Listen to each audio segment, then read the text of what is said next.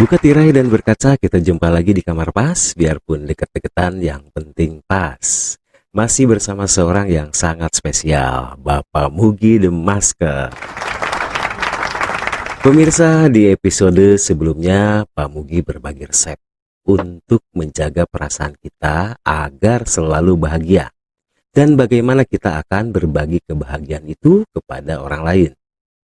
Resep yang sederhana, mudah diaplikasikan, dan pilihannya akan kembali ke kita. Apakah mau melakukannya atau tidak? Terlihat bahagia adalah citra diri yang akan membentuk persepsi positif dari orang lain yang melihatnya. Pak Mugi, alhamdulillah kita dipertemukan dalam keadaan sehat walafiat. Saya betul-betul kagum dengan stamina Pak Mugi yang selalu bersemangat menjalani semua aktivitas yang begitu padat, Pak. Alhamdulillah, Kang Dani. Semoga penontonnya juga selalu sehat dan berbahagia. Biasa saja, Kang Dani. Kalau sudah cinta mah segala sesuatu juga dijalanin. Tadi sore saya baru datang dari luar kota. Kalau kita mikirnya capek, ya pasti kerasa capek. Setelah berada di sini dan berhadapan di hadapan pemirsa, pikiran capek itu hilang dan bersemangat lagi. Apalagi sebentar lagi Mas Aci lewat ya. Berarti capek itu berhubungan dengan mindset ya Pak ya? Ya iya tuh, coba Kang Dani rasain. Capek pulang kerja dari pagi hingga sore, sampai rumah disambut anak istri yang tersenyum bahagia. Pindah tuh capeknya menjadi rasa syukur bahwa Kang Dani sudah menjalankan kewajiban mencari nafkah dan mempertahankan senyum mereka setiap hari tanpa harus berlarut dengan rasa capek yang tadi muncul. Langsung deh ocon sama anak istri. Mungkin tidak kalau mindset itu gagal berubah, Pak. Gagal berubah itu kalau egonya terlalu tinggi. Disambut dengan senyuman malah bentak. Cicing saya capek. Betapa sakit hatinya anak istri kita yang setiap saat mendoakan kita selamat di pekerjaan dan seharian menunggu kita pulang. Pas ketemu malah dibentak. Salah apa mereka coba? Jadi kumaha tuh Pak supaya mindset itu bisa dirubah? Selalu hargai orang lain, muliakan mereka, citrakan mereka sangat tinggi di mata dan perasaan kita. Seperti tadi, kalau anak istri itu berharga bagi kita, pastinya kita selalu ingin membuatnya bahagia. Atau contoh lain, Kang Dani lagi sibuk di kantor, gak bisa diganggu.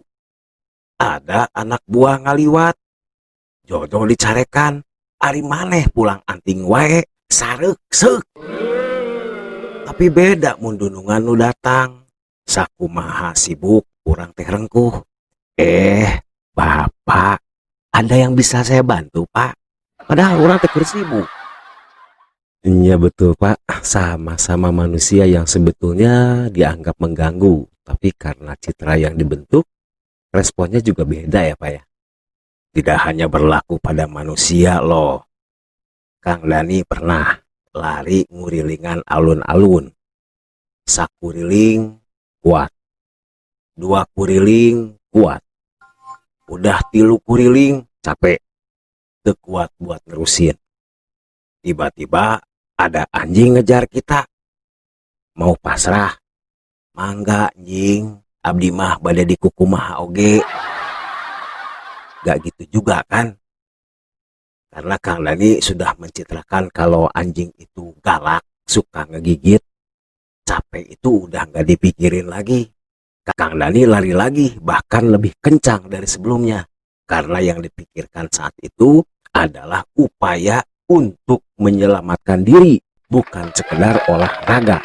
Pak Mugi dalam upaya mencitrakan manusia atau sesuatu yang lain, tentunya perlu adanya pengalaman atau pembelajaran dulu supaya tidak salah. Ini tentunya juga akan terkait dengan diri kita ya Pak ya. Betul Kang. Tapi langkah pertama sebelum kita melakukan pemahaman terhadap orang lain ataupun lingkungan harus memahami diri sendiri dulu. Maksudnya Pak? Sudahkah Kang Dani mengenal diri sendiri? Sifatnya, kelebihannya, kekurangannya, dan sebagainya. Saya kok ragu ya Pak ya? Atuh ragu, kan ini teh berbicara tentang diri sendiri. Masa nggak kenal? Iya Pak, misalnya gini, saya teh kan orangnya penakut. Saya sadar itu, apalagi sama ular. Takut banget Pak. Tapi pernah suatu ketika saya menolong seorang wanita cantik yang ketakutan karena melihat ular. Entah keberanian dari mana tiba-tiba saya berani usir ular itu Pak. Ya intinya mah sama tuh, sama cerita yang dikejar anjing tadi. Ada suatu alasan yang akan memaksa seorang keluar dari kesadarannya. Ada ketidakmampuan yang tidak disadari. Contohnya, Kang Dani diajak istri berenang. Karena Kang Dani gak bisa berenang, Kang Dani duduk-duduk aja di pinggir kolam sambil baca koran. Tiba-tiba istri Kang Dani berteriak minta tolong.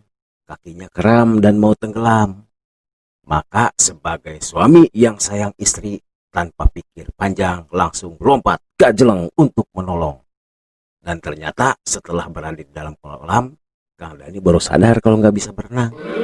Tenggelamlah Kang Dani tanpa bisa menolong istrinya. Ini beda dengan kondisi ketidakmampuan yang disadari. Mau nolong tapi sadar kalau kita nggak bisa berenang. Yang dilakukan adalah meminta bantuan orang lain. Ada lagi kemampuan yang disadari. Kalau ini mah nggak masalah ya. Nah yang ajaib adalah kemampuan yang tidak disadari. Katanya nggak bisa berenang, tapi kondisi seperti tadi, tiba-tiba kita mampu melakukannya dengan baik. Entah kekuatan dari mana itu. Pak, kalau sudah menyadari siapa kita, bagaimana sifat kita dan sebagainya, kita bisa terjebak dalam zona nyaman. Ada kemungkinan setiap orang akan bertahan dalam egonya masing-masing, Pak. Kang Dani ingin hidup nyaman. Iya tuh, Pak. Apakah menjalankan kegiatan rutin, bekerja, berangkat pagi, pulang sore, kadang malam adalah bagian dari kenyamanan? Bukan atuh, eta mah kewajiban. Kalau tidak nyaman, kenapa dilakukan? Ya supaya saya mempunyai penghasilan, anak istri saya bisa makan, dan hidup dengan layak dan nyaman. Tujuan akhirnya itu Pak. Nah, walaupun prosesnya tidak enak, tapi itu adalah upaya untuk mendapatkan kenyamanan. Ingat, manusia itu mempunyai sifat yang tidak mudah merasa puas.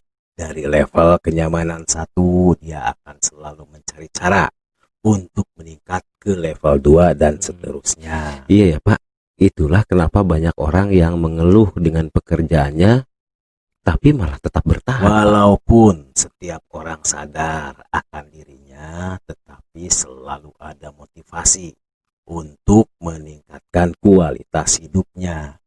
Untuk itulah orang akan terus belajar dan bekerja. Orang belajar karena dia sadar kalau dia perlu meningkatkan pengetahuannya. Orang bekerja dan memperoleh penghasilan karena dia sadar kalau dia perlu bertahan hidup. Ini berkaitan dengan kebutuhan. Kemudian dia juga sadar dengan gaya kerja, kemampuan, dan batas kemampuannya. Makanya dari sekian banyak pelajaran dan pekerjaan, dia akan mencari mana yang lebih cocok atau yang lebih menjanjikan kenyamanan. Berarti kesadaran diri tidak mengharuskan seorang berdiam diri, rebahan, dan menikmati kenyamanan diri sendiri ya Pak ya? Justru karena sadar diri inilah orang akan selalu dinamis dan mengejar kenyamanan. Ingat, bukan cuma dia yang perlu diperjuangkan, kenyamanan juga. Apa kabar, Neng Mawar Jong? Nah, los-los ka Mawar Jong. Kau layak diperjuangkan. Akhirnya saya paham. Dimulai dari kesadaran diri, maka kita akan mudah mencitrakan orang, sesuatu, ataupun lingkungannya. Sadar diri kalau kita tidak bisa melakukan sesuatu kalau tanpa belajar atuh toh memaksakan. Sadar diri kita bawahan, maka kita akan mudah menghormati atasan kita. Sadar diri kita butuh pagawean, atuh kudu gawe sing benar. Citra-citra akan terbentuk dengan sendirinya setelah kita menyadari siapa diri kita. Memperbanyak teman, memperbanyak silaturahmi, kemudian belajar dan mencari pengalaman juga akan semakin memperkuat kesadaran diri kita ya Pak ya. Untuk yang terakhir saya koreksi Kang. Pengalaman itu bukan masalah seberapa banyak, tapi seberapa sadar akan pengalaman itu. Banyak ge ari teu sadar mah keur naon. Terus pengalaman itu tidak semuanya berawal dari kita.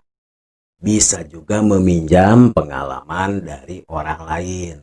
Ibarat kita tahu jatuh dari motor itu sakit. Walaupun kita tidak pernah jatuh dari motor, atuh tong aja ngalabuhkeun maneh tinu motor. Cukup dengar pengalaman dari orang yang pernah jatuh dari motor. Setiap cerita punya hikmah. Kantun ngalenyepan wae. Luar biasa sekali. Pemirsa, banyak sekali manfaat dari memupuk kesadaran diri. Dengan kesadaran diri, kita akan memahami diri kita dalam berhubungan dengan orang lain. Dengan kesadaran diri, kita bisa mengembangkan dan mengimplementasikan kemampuan diri. Dengan kesadaran diri, kita bisa menetapkan pilihan hidup, karir, dan hubungan kerja. Dengan kesadaran diri juga, kita akan mampu meningkatkan peran serta pada organisasi, lingkungan, dan keluarga. Bukan begitu Pak Mugi? Pak? Pak Mugi? Pak?